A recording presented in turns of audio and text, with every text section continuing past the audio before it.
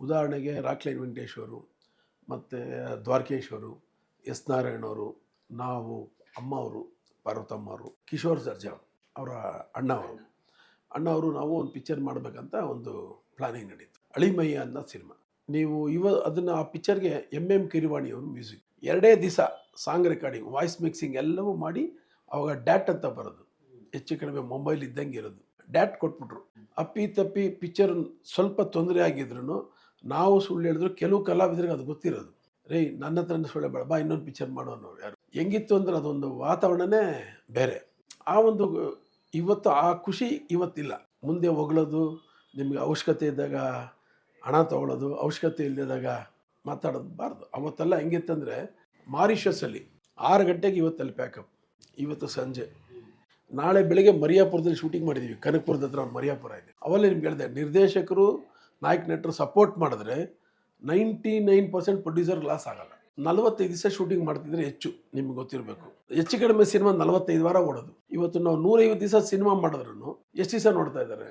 ಈಗ ಒಬ್ಬ ನಿರ್ಮಾಪಕ ನಿಮ್ಗೆ ಇಷ್ಟ ಇಲ್ಲ ಅಂದರೆ ಒಳಗೆ ಕರಿಬೇಡಿ, ಕೊಟ್ಟಾಗ ಮಿಗ್ದವರೆಲ್ಲರೂ ನಮಗೆ ಕೋಪ್ರೇಷನ್ ಕೊಡ್ತಾರೆ. ನಾವು ಬೇಕಾದ್ರೆ ಅದು ಆ್ಯಡ್ ನನಗೆ ಸಿಗಲ್ಲ. ಈಗ ಸಿಕ್ಕರೆ ಮುಹೂರ್ತ ದಿವಸನೇ ನಾವು ರಿಲೀಸ್ ಡೇಟ್ ಹೆಚ್ಚು ಕಡಿಮೆ ಹಾಕಿದ್ವಿ.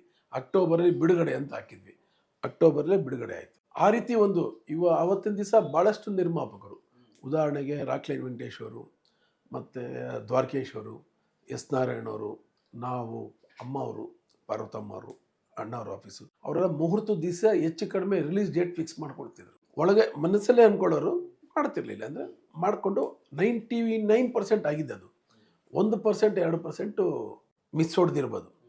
ಆ ರೀತಿ ಮಾಡ್ತಾ ಇದ್ದಂಥ ಪ್ರಾಜೆಕ್ಟ್ಗಳು ಅವಾಗೆಲ್ಲ 52 ನಮಗೆ ಆಶ್ಚರ್ಯ ಅದು. ಅಂದರೆ ಅವತ್ತು ನಮಗೂ ಹಂಗೆ ಇತ್ತು ಬಿಡಿ, ಕೆಲಸ ಮಾಡ್ತಾ ಇದ್ವಿ.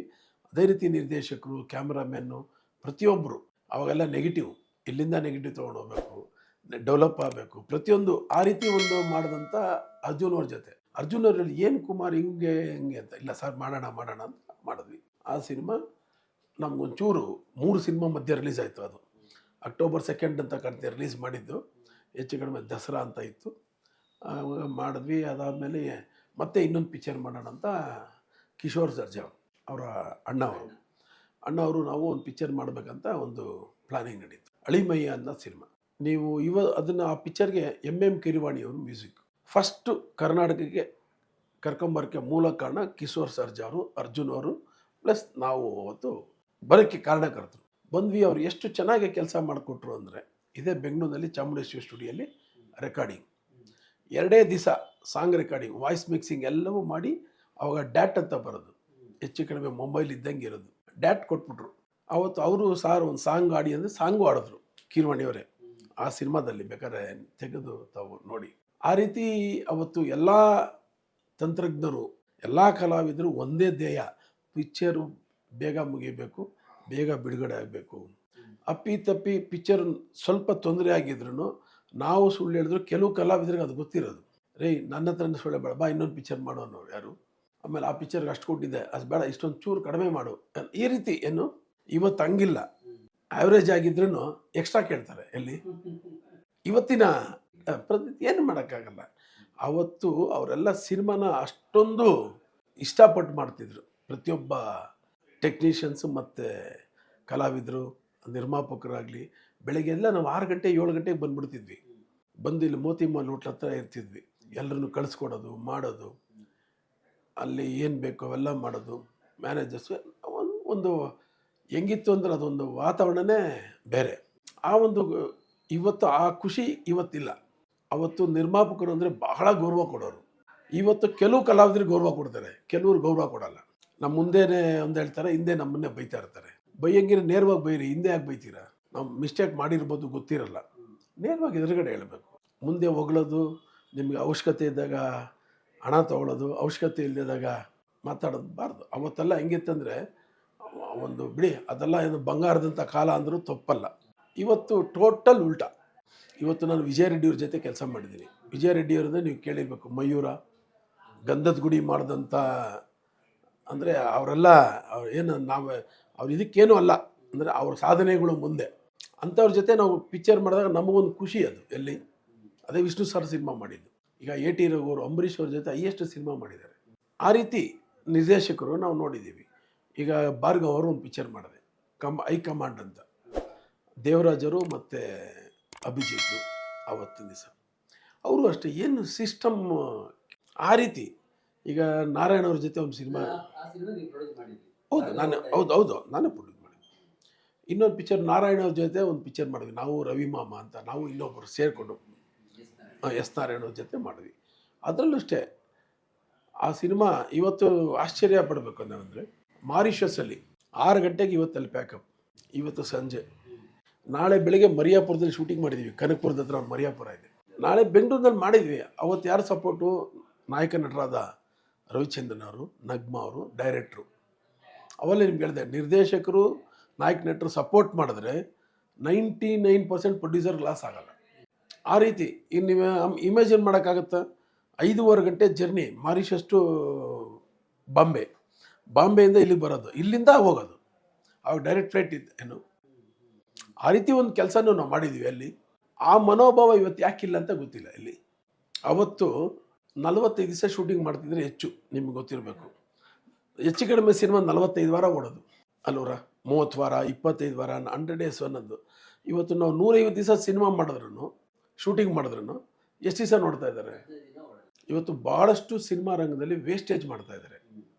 ನಿರ್ಮಾಪಕ ಒಬ್ಬನೇ ಅದನ್ನೆಲ್ಲವನ್ನೂ ಸಹಿಸ್ಕೊಂಡು ಇರೋವಂಥದ್ದು. ಅವ್ರನ್ನ ಯಾವ ಲೆವೆಲ್ ಅಂದರೆ, ನಾವು 3 ದಿವಸ ಮಾತ್ರ ಯಜಮಾನರು, 4ನೇ ದಿವಸದಿಂದ ನಾವು ಜವಾನರಾಗಿರ್ತೀವಿ. ನಮ್ಮನ್ನು ಆ ಲೆವೆಲ್ಗೆ ತಂದುಬಿಡ್ತಾರೆ ಆ ಸುತ್ತಮುತ್ತ ಇರೋವಂಥ ಜನ, ಚಿತ್ರತಂಡ. ಇವತ್ತು ಇದು ಯಾಕೆ ಬೇಕು? ಈಗ ಒಬ್ಬ ನಿರ್ಮಾಪಕ ನಿಮ್ಗೆ ಇಷ್ಟ ಇಲ್ಲ ಅಂದರೆ ಒಳಗೆ ಕರಿಬೇಡಿ. ಕರೆದ ಮೇಲೆ ಏನು ಮಾಡಬೇಕು? ಕೆಲಸ ಮುಗಿಸ್ಕೊಬಿಟ್ಟು ಬರಬೇಕು. ಇಲ್ಲ ಒಳಗೆ ಸೇರಬಾರ್ದು. ಸರಿಗಿಲ್ಲ ತಾನೆ. ಮೊದಲನೇ ಸಿನಿಮಾಲಿ ಗೊತ್ತಾಗುತ್ತೆ ತಾನೆ. ಹಿಂದೆಲ್ಲ ಹಂಗೆ ಇದ್ದಿದ್ದು. ಅಲ್ಲಿ ಆ ನಾಯಕ ನಟರು ಅವ್ರವ್ರಿಗೆ ಇಷ್ಟ ಆದರೆ ಮಾತ್ರನೇ ಸಿನಿಮಾ. ಇವತ್ತು ನೀವು ನೋಡಿರಬೇಕು, ಕೆಲವು ಪ್ರೊಡ್ಯೂಸರ್, ಕೆಲವರು ಹೀರೋಯಿಂದ ಇದ್ದರು. ಅವಾಗ ನಿಮ್ಗೆ ಗೊತ್ತಿಲ್ಲ, ತೆಗೆದು ನೋಡಿಬೇಕಾರೆ ಒಂದಷ್ಟು ಜನ ಅಲ್ಲಿ ಬಿಟ್ಟು ಬೇರೆ ಕಾಂಪೌಂಡ್ಗೆ ಬರ್ತಿರ್ಲಿಲ್ಲ. ಅಲ್ಲಿ ಅಲ್ಲ ಅವ್ರು ಖುಷಿ ಇರೋದಲ್ಲೇ. ನಮಗೂ ಅಷ್ಟೇ ಬೇರೆ ಕಡೆ ಹೋಗ್ಬೇಕನ್ನೋ ಬರ್ತಿರ್ಲಿಲ್ಲ. ಇವತ್ತು ಈ ರೀತಿ ಇದೆ. ಏನು ಮಾಡೋದು ಗೊತ್ತಿಲ್ಲ. ಇವತ್ತು ನಮ್ಮ ನಿರ್ಮಾಪಕರಿಗೆಲ್ರಿಗೂ ನಾನು ಒಂದು ರಿಕ್ವೆಸ್ಟ್ ಮಾಡ್ತೀನಿ, ಮುಂದೆ ಬರೋಂಥವ್ರು ಎಲ್ರಿಗೂ ಅಗ್ರಿಮೆಂಟ್ ಇಲ್ದಿರ ಸಿನಿಮಾ ಮಾಡಬೇಡಿ. ಯಾರ ಹತ್ರನೇ ಆಗಲಿ, ಕಲಾವಿದರಾಗಲಿ, ತಂತ್ರಜ್ಞರಾಗಲಿ, ಪ್ರತಿಯೊಂದು ಮೊದಲೇ ತಿಳ್ಕೊಳ್ಳಿ. ಎಷ್ಟಾಗುತ್ತೆ ಬಡ್ಜೆಟ್ಟು, ಏನು ಎತ್ತ, ಪ್ರತಿಯೊಂದು ತಿಳ್ಕೊಂಡು ಸಿನಿಮಾ ಮಾಡಿ ಅಂತ ನಾನು ಹೇಳ್ತೀನಿ. ಹೊಸಬ್ರು ಬಂದ್ರೇ ಚಿತ್ರರಂಗ, ಹೊಸಬ್ರಿಲ್ಲ ಅಂತಲ್ಲ. ಆದರೂ ತಿಳ್ಕೊಳ್ಳಿ. ಇವತ್ತು ಭಾಳಷ್ಟು ಜನ ನಿಮ್ಮನ್ನು ಮಿಸ್ಲೀಡ್ ಮಾಡ್ತಾ ಇದ್ದಾರೆ. ಅದಕ್ಕೆ ದಯವಿಟ್ಟು ಸಿಗಾಕೊಂಬೇಡಿ. ಇದು ನನ್ನ ಮಿತ್ರರು, ನಿರ್ಮಾಪಕರು, ಎಲ್ಲರೂ ನಾವೆಲ್ಲ ಒಂದೇ. ಅವ್ರಿಗೆ ನನ್ನ ಈ ಕಡೆ ನಿಮ್ಮ ವಾಹಿನಿಯ ಮುಖಾಂತರ ನಾನು ಎಲ್ರಿಗೂ ಮನವಿ ಮಾಡ್ತೀನಿ. ಒಂದೇ ಸಿನಿಮಾ. ಮೋಜುಗಾರ ಸೊಗಸುಗಾರ.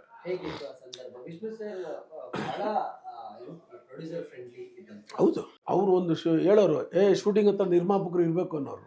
ಅವ್ರದ್ದೊಂದು ಇರಬೇಕಿಲ್ಲಿ ಅಂತ ಖುಷಿ. ಇವತ್ತು ಕೆಲವು ನಾಯಕ ನಟರು ಹೇಳ್ತಾರೆ, ಕೆಲವರು, ಎಲ್ಲರೂ ಇಲ್ಲ, ನಿರ್ಮಾಪಕ ಇಲ್ಲೇ ಇರಬೇಕು, ಎಲ್ಲ ತಿಳ್ಕೊಬೇಕು, ಮಾಡಬೇಕು ಅಂತ. ಇನ್ನು ಕೆಲವ್ರಿಗೆ ನಿರ್ಮಾಪಕರು ಬಂದ್ರೇ ಕಷ್ಟ.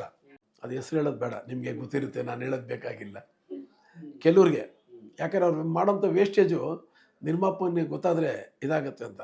ಅದೇ ಮತ್ತೊಬ್ಬ ನಾಯಕ ನಟರು ಏನು ಹೇಳ್ತಾರೆ, ಇರಬೇಕು ನಿರ್ಮಾಪಕರು, ಪ್ರತಿಯೊಂದು ತಿಳ್ಕೊಬೇಕು ಅಂತ.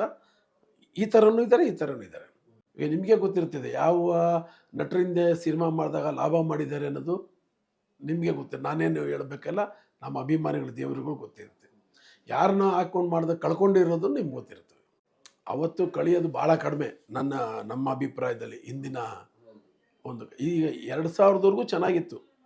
2000 ಮೇಲೆ ಒಂಚೂರು ಇದಾಯಿತು. ಹಂಗಿರ್ತವೆ, ಏನು ಮಾಡೋಕ್ಕಾಗತ್ತೆ. ಹಾಯ್, ನಾನು ನಿಮ್ಮ ಭಾವನಾ ಬೆಳಗೆರೆ. ಡೈಲಿ ಮಾಧ್ಯಮ ಅನ್ನೋ ಒಂದು ಯೂಟ್ಯೂಬ್ ಚಾನಲ್ನ ದಯವಿಟ್ಟು ಎಲ್ಲರೂ ಲೈಕ್ ಮಾಡಿ, ಸಬ್ಸ್ಕ್ರೈಬ್ ಮಾಡಿ. ಅದರ ತುಂಬ ಒಳ್ಳೆಯ ಕಂಟೆಂಟ್ಗಳು ಬಂದಿದ್ದಾವೆ, ತುಂಬ ಒಳ್ಳೆ ಇಂಟರ್ವ್ಯೂಗಳು, ತಿಳ್ಕೊಳ್ಳೋ ಅಂಥ ಮಾಹಿತಿಗಳಿದ್ದಾವೆ. ತಾವು ನೋಡಬೇಕು, ಆನಂದಿಸಬೇಕು ಅಂತ ನನ್ನ ಕಡೆಯಿಂದ ಒಂದು request. Please subscribe. Thank you.